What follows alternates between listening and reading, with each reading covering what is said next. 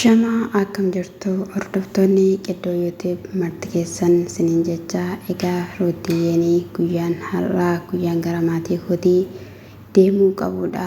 Waan hundumayyuu xumuree inni yaadaa tures naaf ta'eetu jira waan eeggadhu waan hin qabnee fi kana booddee omaayyuu as taa'uun nan barbaachisu akkasumas illee osoo nan argatiin hin deeminaan jedhe markeeni isa kanaafiyyuu markeen argadhee deemuun barbaada. Konkolaataas qopheeffadheera mi'a koo hundumayyuu jettee jirti jechuudha. Egaa jireenya osoo barbaadanuu wanti hundumtiyyuu osoo soora akka namaa galu fedhanuu dhabanii keessa gubachaa gubbaa kolfaa jiraattu jechuudha. Isa kanadha haa ta'uyyuu maleedha warri natti qabamtanis dhifama jettee jirti.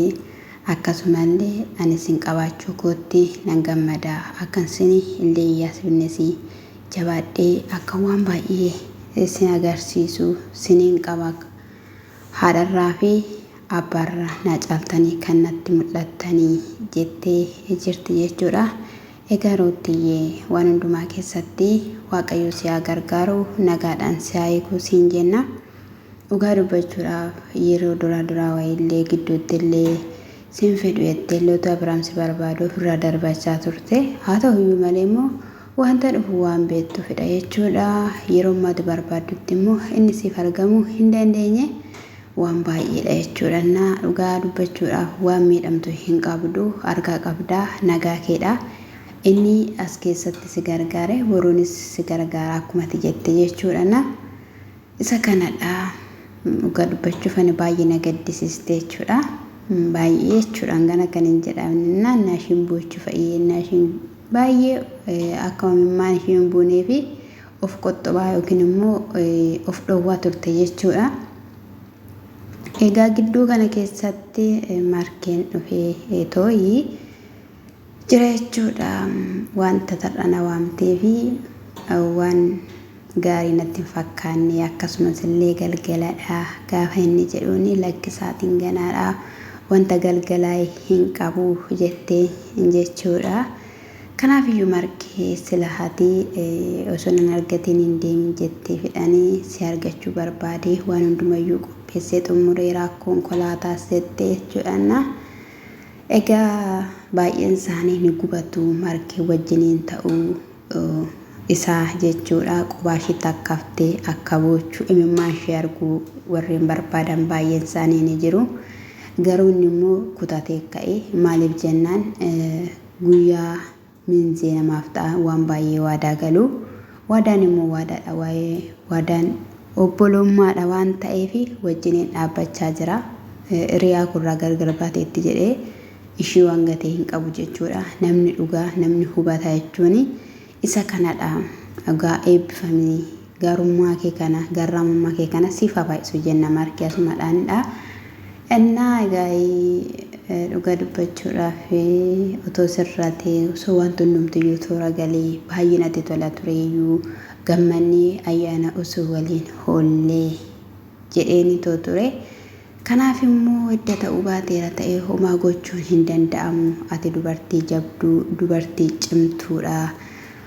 Kana boodas immoo akka jabaattee na agarsiistu oma shakkii tokko sirraa hin qabu. Ani yeroo baay'ee si'iidhaan nan hinaaffaa osoo fira dhiigaa koo taate nan jedhan ture. Ammas immoo oma rakkoo tokkollee hin qabu.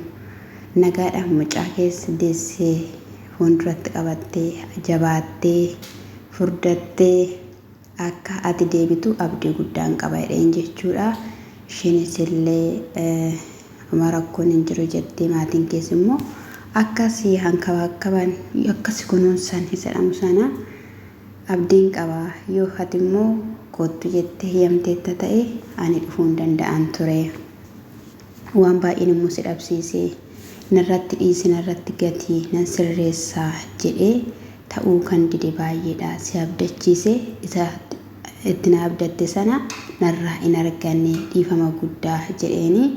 Kanaafiyyuu ofi waqqasiini oma wantatii hambisi tokkollee hin jiru sirreessuudhaaf karaarra buusnee turreeyyuu haa ta'u malee caafirra daga'ee booda inni biyyaa bahee godaanee jechuudha.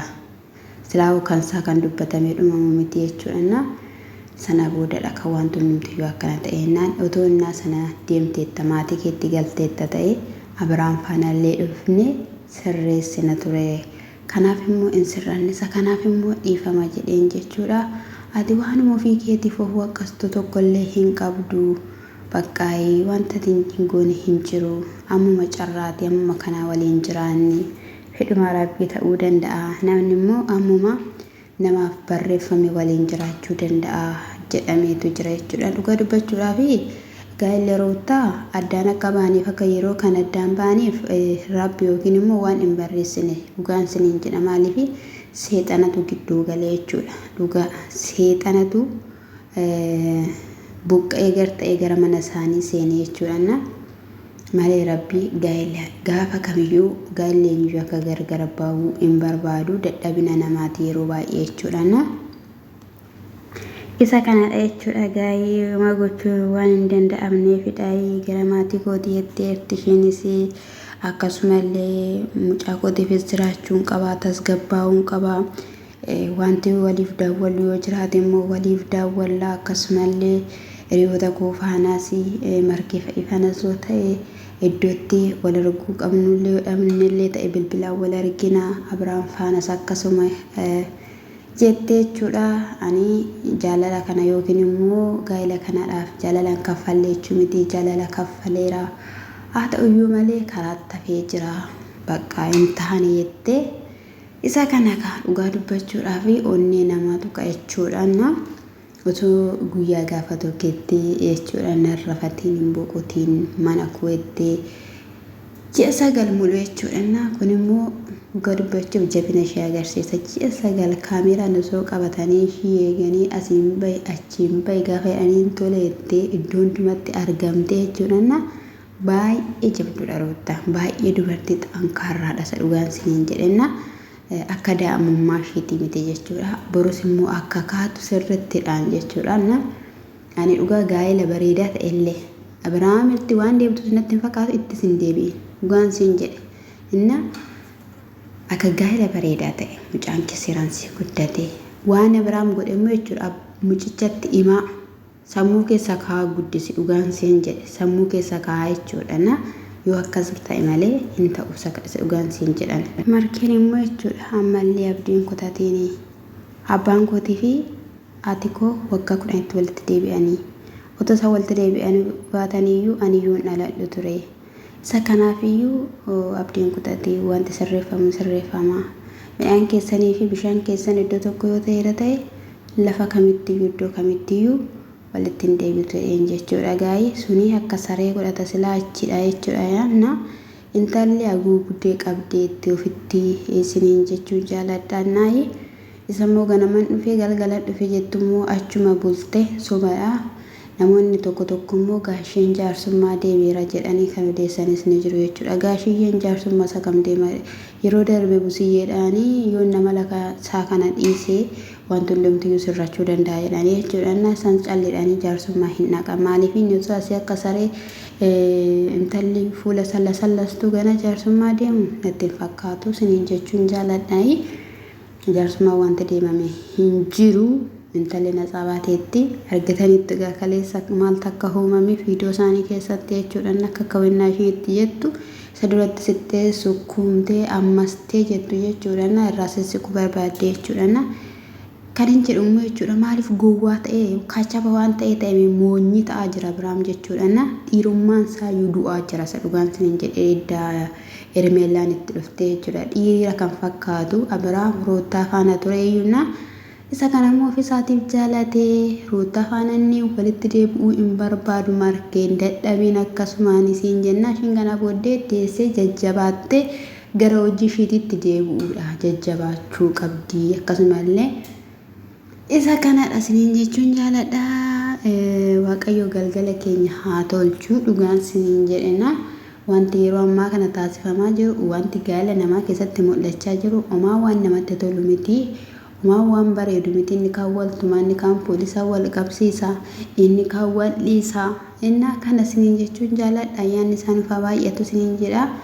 Eebbifamaa qeddoo YouTube immoo subscribe like naa godhaa. Warri maatii naaf ta'aa jirtan dhugaa dubbachuudhaaf Waaqayyoon koo sinaa eebbisu. Eebbifamaa guddaan sin jaaladha Oromoo koo qaalii.